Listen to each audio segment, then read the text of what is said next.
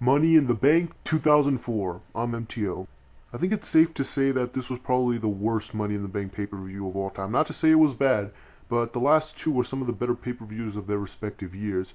This one, not so much. It was pretty predictable. You could see what was happening a mile away. The most unpredictable thing about this pay-per-view was Primo and Epico winning. You're absolutely right. This pay-per-view was predictable as fuck. It kind of reminds me of Elimination Chamber. Sure, it was last year where every match we predicted every match correctly. Only difference was in that one we were actually happy. We actually loved that pay-per-view because it was awesome.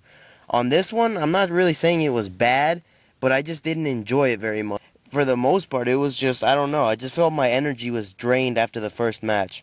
I just want to say, before we get started, there was a sign for Chuck Norris in the front row, and I'm surprised our homie, the Chris Phoenix, didn't go down there and rip that guy's sign up, seeing as he is feuding with Chuck Norris on CCW. So speaking of the first match, I yelled loud, so loud, I was like, no! No! I even spit on the computer. I did anything you could possibly imagine when I saw Dolph Ziggler won. Like, when Christian was climbing up, I was sarcastically going no because I was cheering against MTO's favorite.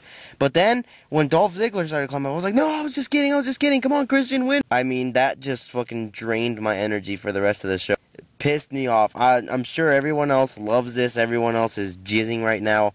I personally do not see anything special about Dolph Ziggler. Dolph Ziggler is not main event worthy. He's a solid mid-carder, a great upper mid-carder. That's fine. You know, he gets a number one contender shot every now and then and lose at the pay-per-view. That's fine. You know, he's good enough to do that. But the fact that just thinking that this guy might be a future world champion, just fucking, it rots in my mind because I don't see this guy as a world champion. Not just because I hate Vicky anymore. It's just Dolph in general. Whatever. Anyway, I would have much preferred to see Cody Rhodes, but the truth is, Dolph, the only other established person, makes more sense to win as much as I don't like. Now this was the real Money in the Bank match. It was exciting all over the place. It felt like anyone could win at any time. I guess the winner shouldn't have surprised anyone. People have been split between Ziggler and Rhodes as to who they wanted to win this match. You can make all the arguments you want for Rhodes, but if it was between those two, Dolph was obviously going to win over Cody. Sure, Cody needed it more, but who is WWE more high on? ADR versus Sheamus for the World Heavyweight Championship. Didn't have too much of a problem. I just sat back and watched the whole time, and knowing that Del Rio was gonna lose, I mean, I don't know what the hell happened to my hopes for Del Rio winning. It was just like, it's a shameful thing. Oh, damn it, Sheamus is gonna win. That was pretty much my exact reaction. I honestly didn't watch this match because I didn't care for it. I mean, I'm sure it was a good match, but regardless how good it was, Sheamus was winning.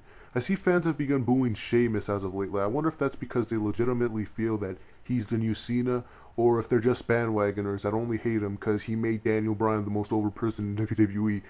Seriously, the fact that people are still pissed off about that is pretty stupid. After Sheamus beats him with the bro kick, Ziggler attempts to cash in. I was marking out because I had a gut feeling that he was going to lose. Hell, I would have marked the hell out if he was the first one to lose. I mean, that would have been fucking awesome to see Sheamus beat him. And then, automatically, I would have become a huge Sheamus fan. Classic tease cash in where the bell never rang, so you're still Money in the Bank winner. They do this every time someone wins Money in the Bank. They do some false cash in the same day. This is the third year in a row that they've done it. This time I was actually hoping Sheamus would have killed Dolph's chances just so I can watch people rage about it on YouTube and laugh to myself. We had a random tag team match on the pay-per-view.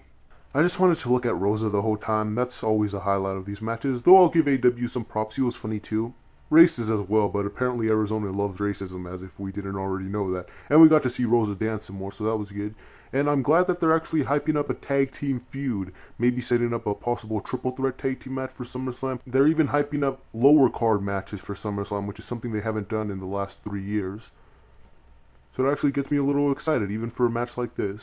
WWE Championship match. Pretty much everything I expected to happen, happened. AJ was playing her part well. Then she ended up doing absolutely nothing and, you know, screwing or helping anyone, just like I predicted. And CM Drunk ended up winning. Soon as this match was announced, you already knew Cena was winning Money in the Bank, which means Punk was winning this match. You know, of all the things that end up getting leaked on the internet that Vince says, oh, fuck it, we can't do that now, too many people know it's gonna happen. He's never done that with Cena. And I'm saying this in the middle of the Divas match. I'm not even going to watch the Raw Money in the Bank. That's how obvious it is that John Cena's winning. Anyway, the match that CM Drunk and Daniel Bryan had was pretty freaking awesome. This outdid the triple threat match at No Way Out. This was definitely a great match on its own. And yeah, there's not much else to say. CM Drunk obviously was going to win. We were just questioning how AJ would play into this match. Rated her decision. So I'm going to have to see that live tomorrow on Raw. Be sure to look out for me. Maybe tomorrow on Raw, AJ will be like, she regretted her decision, then Eve comes out or something and sets up for the SummerSlam feud. That would be freaking awesome. But overall, it was an exciting match, and the whole AJ thing was kind of interesting, even though she does the same stupid faces every time she's in the ring.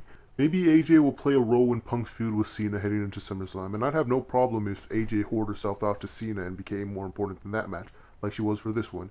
If I had to choose who I'd want to be the center of attention, John Cena or AJ, by all means, please shove AJ down my throat or let me shove something down hers. Either way, I don't want to be pissed off when I go to SummerSlam to see Cena reign supreme and win the belt from Punk, which is going to happen. The main event of the evening, Ryback versus the Mid-Card Mafia. Did anyone mark out for T-Rex as hard as I did? The jobber of the Mid-Card Mafia is the Kurt Hawkins.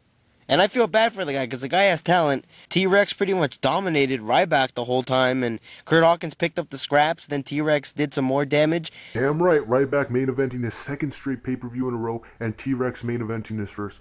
Gotta say, this was the best thing about the entire show. This was Ryback's first real taste of competition. It got the Mid-Card Mafia on pay-per-view, and the best part was, this was the main event. Though I do think T-Rex should have won just to send the fans home happy, but what are you gonna do? I'm still pissed off that Lilo didn't drop the belt. That means I'll have to put up with her at SummerSlam, but I guess I can have fun booing the hell out of her. Yeah, this was pretty much Money in the Bank 2012. You know, this show wasn't special. Pretty disappointed for some reason. I mean, my expectations were probably higher. I really was disappointed that I didn't see Wade Barrett. Yeah, I mean, my energy is drained, and I have nothing to look forward to tomorrow on Raw other than the fact that I'll be yelling at AJ the whole time and cussing out Cena, so... Part of me is fine with this pay-per-view not being so great because for the first time that means they're making SummerSlam the more important pay-per-view of the two. They've already set a few things up. There's still 5 weeks left to build. Raw is going 3 hours, so that should help. It's already shaping up to be better than the last 2 years, which were both built around one match. So just because this show might not have been as good as SummerSlam could be, that bumps this grade up from a 4.5 all the way up to a 4.6 out of 1,000. Yeah, that's pretty much it. This has been the other guy for the MTMR Reviews, yada yada yada, blah blah blah, good, and bye. Mwah, besos. Woo, boo time.